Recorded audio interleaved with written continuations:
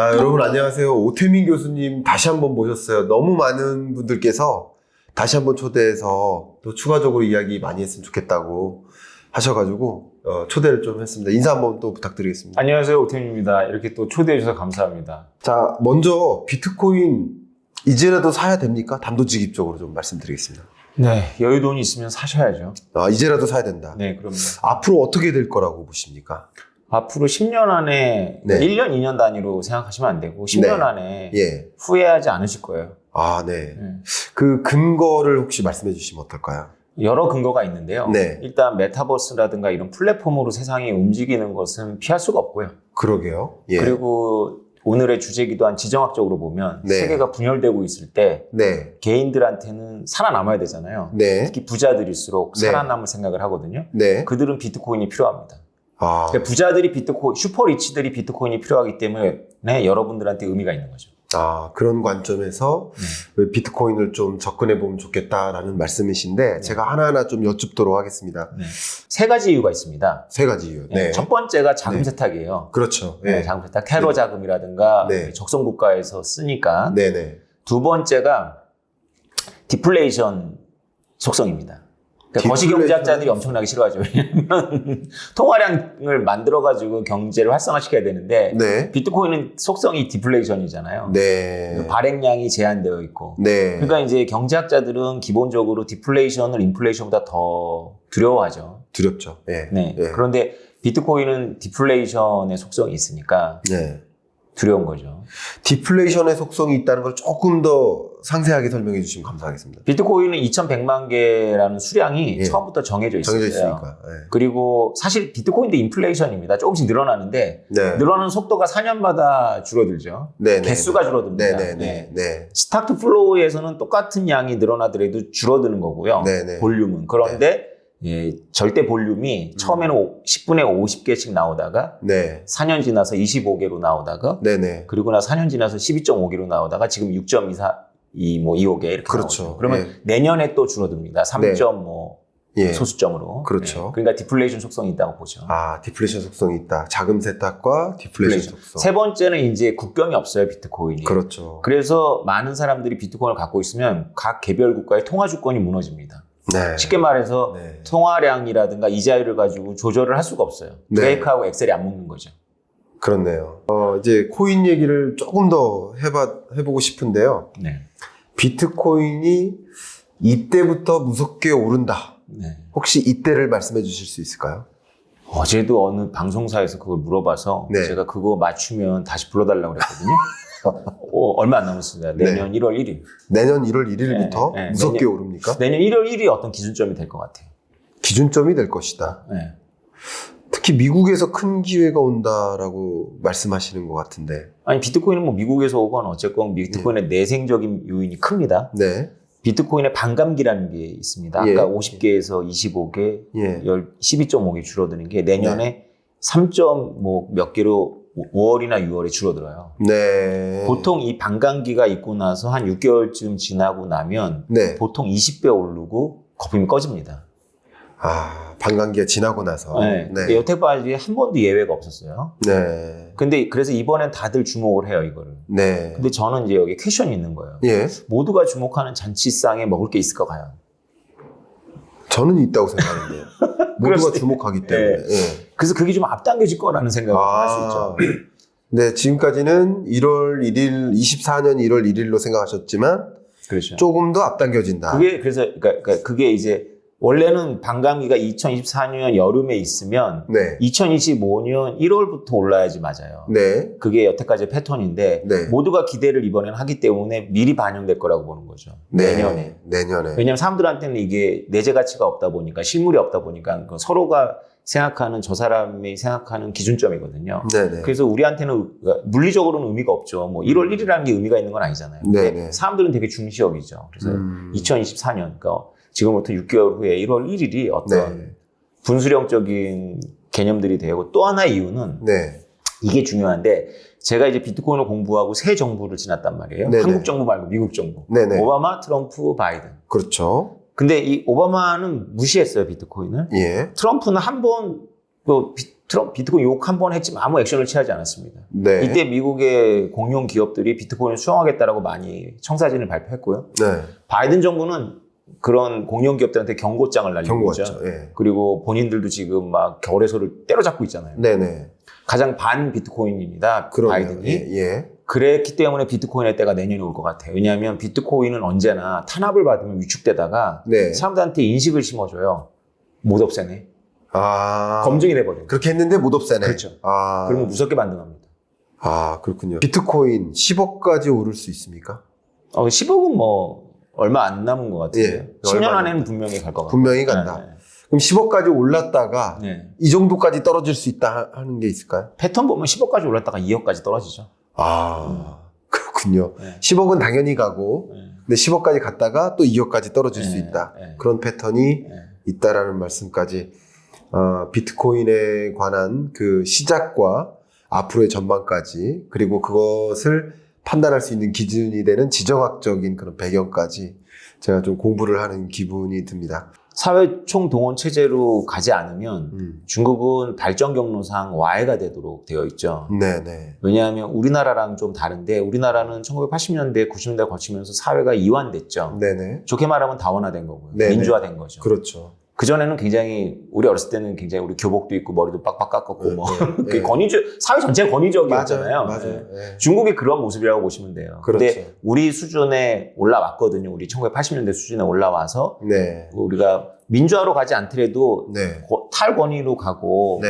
중앙정부보다는 지방정부의 입김이 강해지고 네. 그다음에 사회 민간 영역에 활력을 얻고 이렇게 갔으면 진통은 있었겠지만 좋았지만 네. 그렇게 못 간 거죠. 그렇게 못 가니까 오히려 회귀하면서 사회 총동원 체제, 오히려 더 국가주의적으로 가고 있죠. 지금 시진핑 정부가. 네.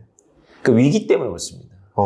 혹시 교수님이 그리시는 그 중국의 위기도 비슷한 건지 아니면 좀 차이가 있는지. 근데 여기서 네. 우리가 지정학적인 이야기를 하면서 음모론을 피하는 방법이 굉장히 중요합니다. 네네. 우리가 미국, 중국을 쉽게 얘기하지만 이게 단일체는 아니에요. 그럼요. 예. 다 큰 나라고. 그리고 예. 말씀하신 내용도 저는 잘 모르는 분야고 제 영역이 아니지만 제가 느끼기에는 충분히 가능합니다. 왜냐하면 예. 중국은 우리가 관감을 안 되게 굉장히 거대한 나라입니다. 그렇죠. 그래서 중국을 하나의 모습으로 이렇게 얘기한다는 것 자체가 위험한 거죠. 그러니까 아까 중국이 위기라고 하는 것은 사회 응집력이라는 그 구조적인 관점에서 현실주의 지정학자들이 거론하는 거고요. 네. 응집력이 빠진다는 거죠. 그렇죠. 거기에는 네. 이제 마치 EU가 붕괴되듯이. 그렇죠. 네, 예. 거기에는 뭔가 그 국가가 단일체로 갈 수 있느냐 아니면 예. 변화의 변곡점을 지나고 있냐 이런 개념인 거지. 네. 이코노미스트들이 말씀하시는 것처럼 이렇게 성장률이 올라가냐 내려가냐 이자율 가지고 이렇게 딱 답이 나오는 건 아니죠. 아, 예, 예. 얼마든지 이제 성장은 계속하면서 사회가 이완되거나 해체될 수 있죠. 중국의 모습도 그렇게 여러 지역별로 분화돼서 독립된 국가 형태로 분리될 것이다라고 보시는 그런 개념입니까? 진작에 그렇게 될 가능성이 높았는데 그거를 네. 봉합하고 있는 거죠. 네. 그러니까 그 피터 자이언이라는 국제 지정학 전문가에 의하면 네. 중국의 남부하고 북부는 완전히 다릅니다. 네, 그렇죠. 남부 해안지대하고 북부는 그래서 남부는 돈이 많고 산업이 발전했는데 북부는 이제 정치 권력을 갖고 있는 거죠. 그렇죠. 그래서 이거를 내부적 구조에서 보면은 북부의 정치 권력이 남부의 경제 권력을 제압하고 있는 형태인 거예요. 네. 그래서 어느 나라나 지역 감정이 있지만 이제 이게 봉합이 풀릴 수도 있다라는 거죠. 그래서 중국이 권위주의를 내려놓을 수가 없는 이유가 네. 티베트하고 신장 이후로도 있지만 중국의 한족 안에서도 이게 다르다는 거죠. 봉합하려면 이제 사회 총동원 체제로 가야 되고 네. 이제 여기서부터가 이제 저의 관심사인데 그럼 사회 총동원 체제로 가면 산업적으로 어떻게 가느냐? 예. 아시겠지만 IT나 이쪽을 키울 생각이 없는 거예요, 중국은. 왜냐하면 IT 쪽에 이렇게 예. 테크놀로지는 제조업에 가깝지만 네. 그 소프트웨어는 창의력이 기반이 되고 문화잖아요. 네네. 그쪽으로 쭉 중국이 엄청난 잠재력을 보여줬죠. 네. 근데 그 CEO들이 갑자기 사라지고 막 이러잖아요. 네네. 아, 그런 면에서. 네. 예. 그리고 길들여지고 CEO들이. 예, 길들여지죠. 왜냐하면 중국이 예. 글로 갈 생각이 없는 거예요. 창발력에 기초한 산업으로 갈 생각이 없는 거예요. 아, 그렇군요. 네. 중국의 모습을 그렇게 그림 그리고 계시고. 그러면 하나만 또 질문 드릴게요. 군사적인 충돌까지 있다든가, 대만을 어디로 편입시킨다든가, 그런 네. 어떤 정치적인, 지정학적 변화가 있을 거라고 생각하십니까? 그러니까 이거는 너무 어려운 질문인데요. 그러니까 미국의 안보 쪽에서는 전쟁을 막기 위해서 움직이니까 전쟁이 안 일어난다라고 봐야 되는 게 맞고요. 예. 레이 달리오 같이 이렇게 비둘기파라고 볼 수 있죠. 경제 네. 전문가들은 전쟁이 난다라고 보고 있어요. 그러니까요. 그건 이제 이런 해석인 겁니다. 미국이 지금 취하고 있는 행동이 네. 과연 전쟁을 막을 수 있는 건지 아니면 전쟁을 부채질하고 있는 건지. 네. 예를 들어서 하웨이를 금지한다고나 그렇죠. 반도체를 이렇게 하는 게 예. 오히려 전쟁을 유발하는 건지 예. 아니면 전쟁을 막기 위한 건지에 대해서 네. 제넷 앨런 재무장관하고 이런 그분이 대표가 된 것 같은데 어쨌건 그 경제 엘리트들은 이러다가 전쟁 난다 진짜로 네, 라고 네. 보는 거고요. 네. 태평양함대 사령관이라든가 이런 국방안보 라인은 이렇게 전쟁 막아야 된다는 거죠. 아. 저는 근데 저보고 만약 선택하라 그러면 전쟁이 안 날 것 같아요. 왜냐하면 미국이 지금 전쟁을 전제로 움직이고 있거든요. 미국이요? 그래서, 네. 그래서 전쟁이 안 날 것 같아요. 저보고 찍으라고 전쟁을 전제로 움직이니까 전쟁을 안 난다. 만약에 지금 미국의 엘리트들이 전쟁에 대한 위기감이 없었다면 저는 전쟁이 나는 국면이라고 볼 것 같아요. 네, 그렇게 생각하시는. 근데 완전히 미국 공부를 해보면 미국의 그 안보 엘리트들이 목소리가 되게 커졌는데 바이든이 네. 들어와서 완전히 대만 전쟁을 가정하고 있어서 저도 깜짝 놀랐어요. 그러니까 저는 가능성이 좀 높아졌다고 생각하거든요. 네. IMF도 그렇게 보더라고요. 월드뱅크도 그렇고. 왜냐하면 그런 지정학적 리스크가 더 고조되고 있는 지점이다. 그래서 경제 전문가들은 네. 그렇게 얘기를 하면서 안보 네. 전문가들의 목소리를 다 찍어 누르는 거예요. 아, 그런 거군요. 니네가 지금 전쟁 유발하잖아, 니네가 이렇게 말하는 거죠. 가만히 있으면 되는데. 그렇죠. 아. 근데 안보 전문가들은 달라요. 우리가 가만히 있으면 진짜 시진핑 주석이 대만 먹는다. 중국의 여러 가지 움직임에 대해서 어떻게 혹시 정의하고 계십니까?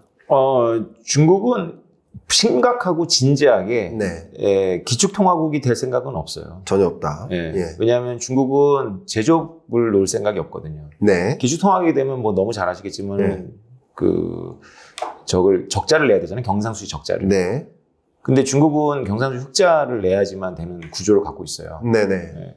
적자로 가려면 미국처럼 소비국가가 돼야 되고 네. 그다음에 사회가 다원화돼야 되죠. 그러면서도 뭔가 사회가 돌아가려면. 근데 네. 흑자를 내는 건 우리도 옛날에 권위주의 정부 때 있었지만은 제조업을 잔뜩 키워놓고 거기에는 평균적인 서민들에게 일자리를 보장해 주면서 네. 그 정부의 정통성을 이제 유지하는 방식이거든요. 예, 그런 방식을 중국이 고집하는 한 진지하게 기축통화국으로 될 수는 없고요. 네. 다만 이제 우리가 유럽의 통화동맹이라는 게 있었어요. 네.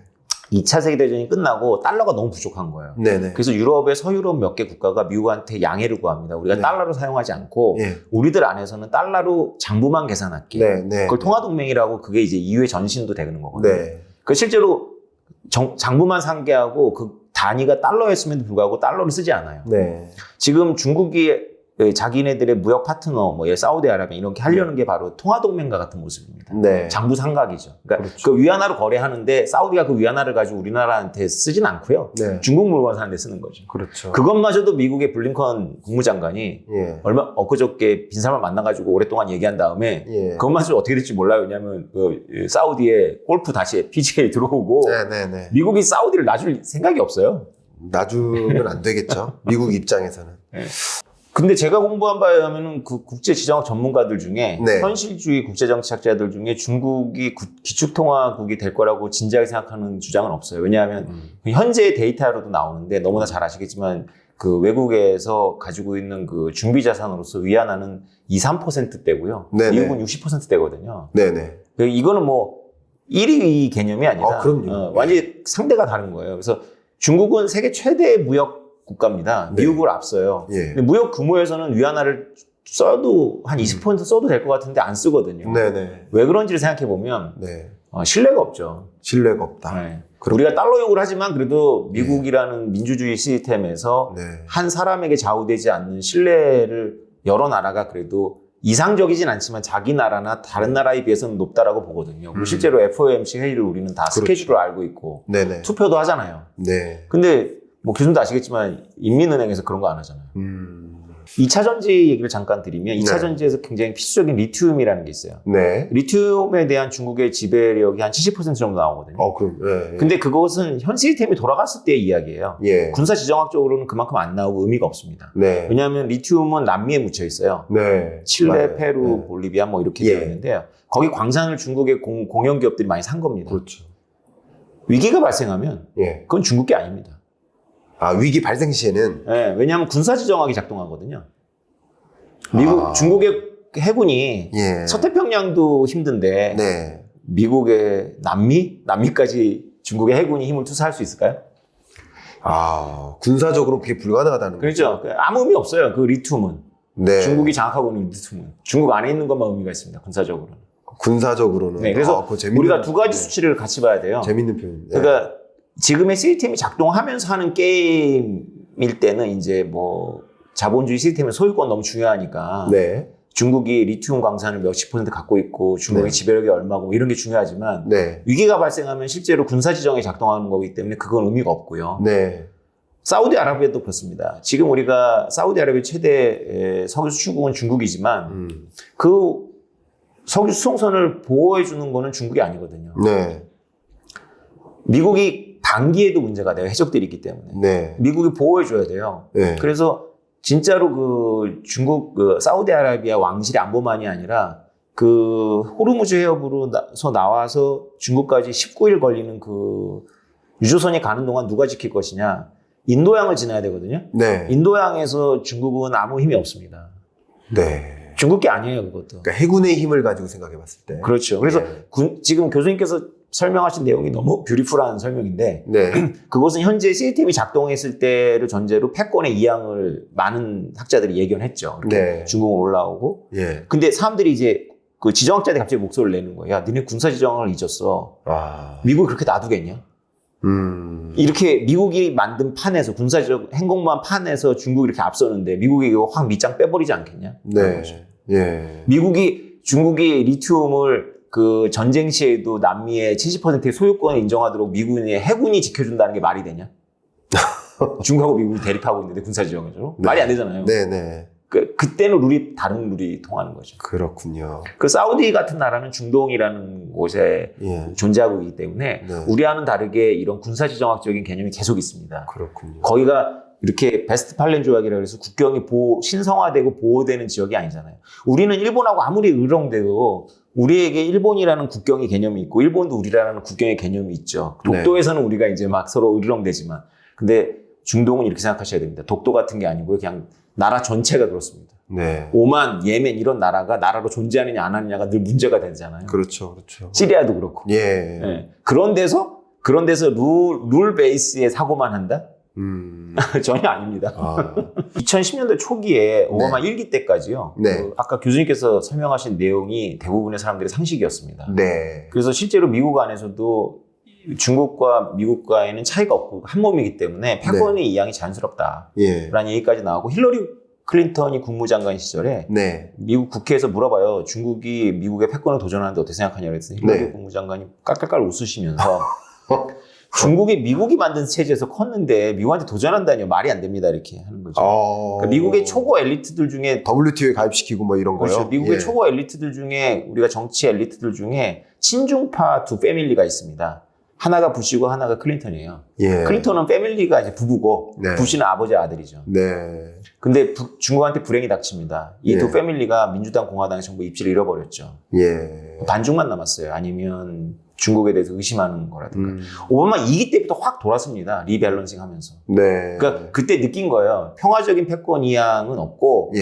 중국을 놔두면 이미 그 PPP인가? 예. 그거는 중국이 앞섰을 거예요. 그때쯤부터. 네. 그 GDP에서 물가 조정을 하면. 예. 구매력 기준 말씀. 구매력 기준이요. 예, 맞습니다. Purchasing power. 네, 그래서 미국에서 엄청나게 많은 학자들이 이제 독일과 영국의 사례를 막 쏟아냈죠. 네. 독일이 영국을 앞섰거든, 1차 대전. 예. 산업 생산에서. 네. 그러면서 1차 대전으로 간 거예요. 그래서 이제 투키디데스의 함정이니 막 이런 책들이 쏟아져 나오면서 전쟁을 막으려면 어떻게 되냐라는 네. 게 나왔고, 지금 우리가 보고 있는 결과물들이 바로 이런 겁니다. 그래서 미국의 의도는 중국이 더 이상 비상하기 전에 날개 하나는 꺾어 놓자는 거겠죠. 그렇죠. 그런 의미에서 마지막이라고 보고 있는 것 같아요. 그런 의미에서 꺾어놔야 된다. 그러니까 중국이 미국을 대체할 수는 없다는 거죠, 유라시아에서. 네. 왜냐하면 중국은 핵을 가지고 있는 5개의 나라인가 4개의 나라인가 국경을 맞대고 있어요. 그러네요. 네. 인도, 네. 파키스탄, 예. 그다음에 북한, 북한도 있고요. 그다음에 러시아, 예. 그다음에 일본에도 있으니까 사실상 바다를 건너서 5개가 예. 있는 거예요. 예. 미국하고는 완전히 지정학적 환경이 다릅니다. 그러네요. 네. 그리고 중국은 바다가 동쪽으로만 열려 있고 그것도 섬의 띠로 열도라는 걸로 막혀 있어요. 네. 그게 대만이 중국에게 중요한 이유거든요. 네. 서쪽은 완전히 바다가 없잖아요. 그렇죠. 네. 근데 중국이 서쪽으로부터 석유나 물건을 다 갖고 오거든요. 네. 말레카 해협을 지납니다. 네. 싱가포르하고 말레이시아. 예. 거기를 미군이 결국은 힘을 투사하는 곳이잖아요. 그래서 그렇죠. 중국이 대만에 대해서 뭔가를 하면 미국은 말레카 해협을 봉쇄하겠죠. 네. 그러면 중국은 파키스탄을 통해 가지고 과다르항에서 석유를 받아가지고 육로로 석유를 운송해야 됩니다. 네. 엄청 비싸겠죠. 러시아에 대해서 지금 서방이 제재하잖아요. 예. 러시아는 식량하고 에너지가 다 자급이 되는 나라입니다. 그렇죠. 근데 중국은 식량, 에너지 다 자급이 안 되거든요. 네. 그래서 말레카 해협을 막고 그 외국 기업들을 철수시키면 피터잔이 5억 명인가 3억 명을 얘기했어요. 네. 그 부분에 동의를 하시는 건가요? 그렇죠. 지정학적으로 보면 그렇게 계산이 나옵니다. 네. 네, 제가 이 책을 작년부터 쓰기 시작했는데요. 네. 제가 책을 쓸 때만 해도 우리나라에서 외교가 정치화되어 있지 않았습니다. 네. 그래서 제가 이렇게 글도 좀 편하게 썼고 말도 편하게 했는데요. 맞아요. 제가 이 책을 쓰고 나서 지금 돌아다니는 와중에 우리나라에서도 외교가 정치화돼 버렸어요. 정치화됐습니다. 그래서 정치화되면 뭐가 문제냐면 사람들이 관심이 높아지는 거는 좋은 일이지만 네. 어떤 것을 그냥 맥락 속에서 보지 않고 진영 속에서 보거든요. 맞아요. 선과 악, 예. 뭐 미추 이렇게 봅니다. 맞아요. 그러기에는 우리나라가 처해 있는 입장이 지금 경사면 위에 있는 쇠구슬입니다. 아. 지정학에 가장 취약한 나라가 대한민국이고요. 맞아요. 지정학을 통해서 또 한 번 비상할 수 있는 나라도 우리나라입니다. 네. 여기서는 선악이 중요한 게 아니에요. 네. 현실과 팩트가 중요합니다. 너무 과감한 추론, 과감한 상상력 이런 게 예. 필요한 거죠. 너무 좋은 말씀 주셨습니다.